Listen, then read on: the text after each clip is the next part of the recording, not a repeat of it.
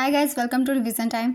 आज मैं ला रही हूँ आप सभी के लिए आरआरबी एनटीपीसी एग्ज़ाम 2025 के 12 जून को पूछे गए सेकंड शिफ्ट के क्वेश्चंस के एनालिसिस वीडियो। इससे पहले मैंने फर्स्ट शिफ्ट की एनालिसिस वीडियो डाल रखी है। अगर आपने अभी तक नहीं देखा है तो जाके देख लीजिए, क्योंकि जिनके एग्ज़ाम अभी नहीं हुए हैं उनको इस वीडियो से काफ़ी हेल्प मिलेगी, क्योंकि कुछ क्वेश्चन एग्ज़ाम में बार बार पूछे जा रहे हैं, जिससे आपको पता चलेगा कि कौन से क्वेश्चन बार बार पूछे जा रहे हैं और आप अपनी प्रैक्टिस अच्छे से कर सकेंगे। तो चलिए आज की ये वीडियो स्टार्ट करते हैं। मगर वीडियो को स्टार्ट करने से पहले अगर आप चैनल पे पहली बार हैं तो चैनल को ज़रूर सब्सक्राइब कर लें और साथ ही इस वीडियो को लाइक भी ज़रूर कर दें। तो चलिए स्टार्ट करते हैं 12 जून को पूछे गए सेकंड शिफ्ट के सारे क्वेश्चंस। क्वेश्चन नंबर 1, जल का त्रिक बिंदु क्या होता है? इसका आंसर है 0.01 डिग्री सेल्सियस।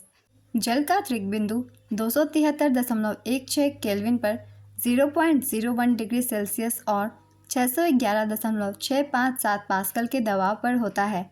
इस बिंदु पर जल ठोस, तरल और गैसीय अवस्थाओं में साम्य रह सकता है। नेक्स्ट क्वेश्चन, अनुच्छेद 24 किससे संबंधित है? इसका आंसर है शोषण के विरुद्ध अधिकार से। अनुच्छेद 24 भारतीय संविधान का एक प्रावधान है जो शोषण के विरुद्ध अधिकार से संबंधित है। यह अनुच्छेद 14 वर्ष से कम आयु के बच्चों को कारखानों, खानों और अन्य खतरनाक व्यवसायों में काम करने पर प्रतिबंध लगाता है। इस अनुच्छेद के तहत बाल श्रम निषेध और विनियमन अधिनियम 1986 भी लागू किया गया है, जिसमें 14 साल से कम उम्र के बच्चों को किसी भी काम में लगाने पर प्रतिबंध है। नेक्स्ट क्वेश्चन, हड़प्पा सभ्यता की अधिकांश मोहरें किसकी बनी होती है? इसका आंसर है सेल खड़ी की या फिर स्टीएटाइट की। हड़प्पा सभ्यता की अधिकांश मोहरें सेल खड़ी नामक एक नरम पत्थर से बनी होती है।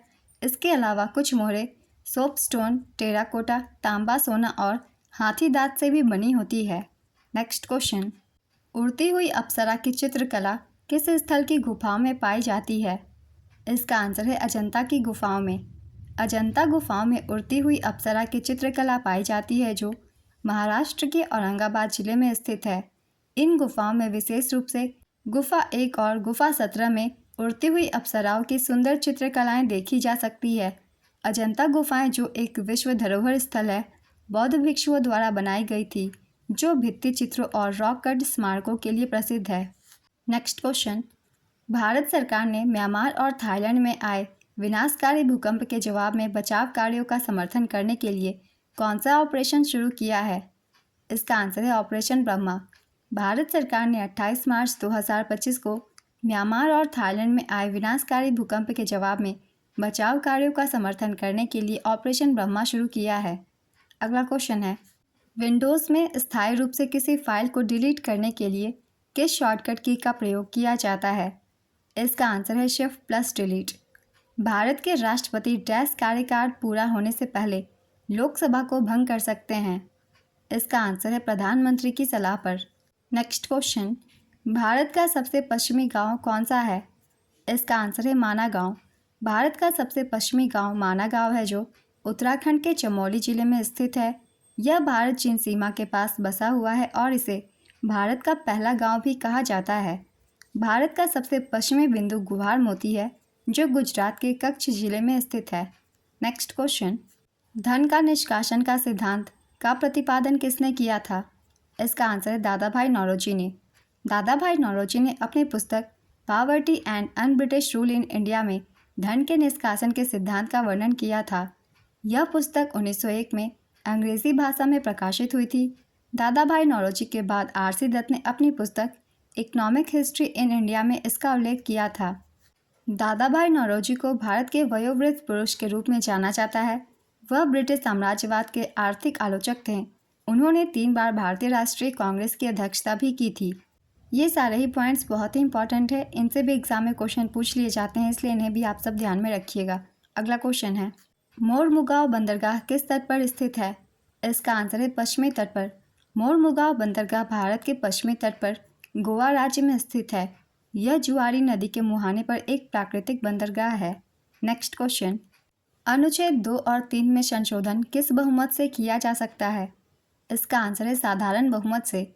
अनुच्छेद 2 और 3 में संशोधन साधारण बहुमत से किया जा सकता है। इन अनुच्छेद में साधारण बहुमत का मतलब है कि सदन में उपस्थित मतदान करने वाले सदस्यों का 50% से अधिक होना। अनुच्छेद 2 नए राज्यों के प्रवेश या स्थापना और अनुच्छेद 3 नए राज्यों के गठन तथा मौजूदा राज्यों के क्षेत्रों, सीमाओं या नामों में परिवर्तन से संबंधित है। अगला क्वेश्चन है, नर्मदा नदी के उत्तरी भाग को क्या कहा जाता है? इसका आंसर है मध्य उच्च भूमि, सेंट्रल हाईलैंड्स। नर्मदा नदी के उत्तरी भाग को मध्य उच्च भूमि कहा जाता है। यह प्रायद्वीपीय पठार का वह भाग है जो नर्मदा नदी के उत्तर में स्थित है और मालवा के पठार के एक बड़े हिस्से पर फैला हुआ है। नेक्स्ट क्वेश्चन, फाइल को सेव करने के लिए किसका उपयोग किया जाता है? इसका आंसर है Ctrl+S का। तो काफ़ी बार मैंने आप सभी को बताया हुआ है, MS एक्सेल में, MS पावर पॉइंट में या किसी भी फाइल को कहीं से भी सेव करने के लिए Ctrl+S शॉर्टकट की का ही उपयोग करते हैं। अगला क्वेश्चन है, पाक जलडमरू मध्य किसको अलग करता है? इसका आंसर है भारत और श्रीलंका को। इस तरीके के क्वेश्चन एग्जाम में पहले भी पूछे गए हैं और मैंने एक्स्ट्रा फैक्ट्स में आप सभी को बताया हुआ है। पाक देख के आप समझ मत लीजिएगा कि ये भारत और पाकिस्तान को अलग करता है। पाक जलडमरू मध्य भारत और श्रीलंका को अलग करता है। यह जलडमरू मध्य भारत के तमिलनाडु राज्य और श्रीलंका के उत्तरी प्रांत के जाफना जिले के बीच स्थित है। यह बंगाल की खाड़ी को पाक की खाड़ी से जोड़ता है। अगला क्वेश्चन है, त्रिमूर्ति मंदिर किस गुफा में स्थित है? इसका आंसर है एलिफेंटा की गुफाओं में। 2025 में G7 की अध्यक्षता किस देश ने संभाली है? इसका आंसर है कनाडा ने। विश्व आर्थिक मंच की वार्षिक बैठक कहाँ हुई थी? इसका आंसर है स्विट्जरलैंड। ब्रिटिश शासन में भारतीयों के लिए अंतिम उच्च न्यायालय कौन सा था? इसका आंसर है प्रिवी काउंसिल। परिसीमन आयोग किसके प्रति उत्तरदायी होता है? इसका आंसर है किसी के भी नहीं। परिसीमन आयोग किसी के प्रति उत्तरदायी नहीं होता। यह एक स्वायत्त निकाय होता है। अब तक 4 बार परिसीमन आयोग का गठन किया जा चुका है। अगला क्वेश्चन है, एक धर्म एक ईश्वर का नारा किसने दिया था? इसका आंसर है श्री नारायण गुरु ने। माइक्रोसॉफ्ट का स्टार्ट मेन्यू पहली बार किस विंडोज़ के साथ सामने आया था? इसका आंसर है विंडोज़ 95। नीति आयोग द्वारा 2013-14 से 2023-24 तक भारत का गरीबी कितना कम हुआ है? इसका आंसर है 17.89%। अगला क्वेश्चन है, दिल्ली विधानसभा चुनाव में केजरीवाल के खिलाफ कौन थे और कितना सीट आम आदमी पार्टी को मिला था? इसका आंसर है प्रवेश वर्मा। ये बीजेपी से थे। 22 सीट आम आदमी पार्टी को मिला था। अगला क्वेश्चन है, 23 जनवरी 2025 को पराक्रम दिवस कहाँ मनाया गया?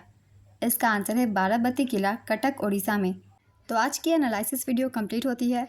बहुत ही इंपॉर्टेंट क्वेश्चंस थे जीके और जीएस के, और साथ ही जितने भी एक्स्ट्रा फैक्ट्स हैं उन्हें भी आप सब बहुत ही ध्यान से सुनिएगा, क्योंकि उनसे भी डायरेक्ट क्वेश्चन बन जाते हैं एग्जाम्स में। और अगर आप सभी को ये वीडियो हेल्पफुल लगी हो तो वीडियो को लाइक ज़रूर कर दीजिएगा, और इस तरीके की एनालिसिस वीडियो के लिए चैनल को भी ज़रूर सब्सक्राइब कर लीजिए। आप अपने बहुत कम समय में यहाँ ज़्यादा से ज़्यादा क्वेश्चन की रिवीजन कर सकते हैं। तो फिर मिलते हैं अगली वीडियो के साथ। आप सभी को आने वाले एग्जाम्स के लिए ऑल द बेस्ट।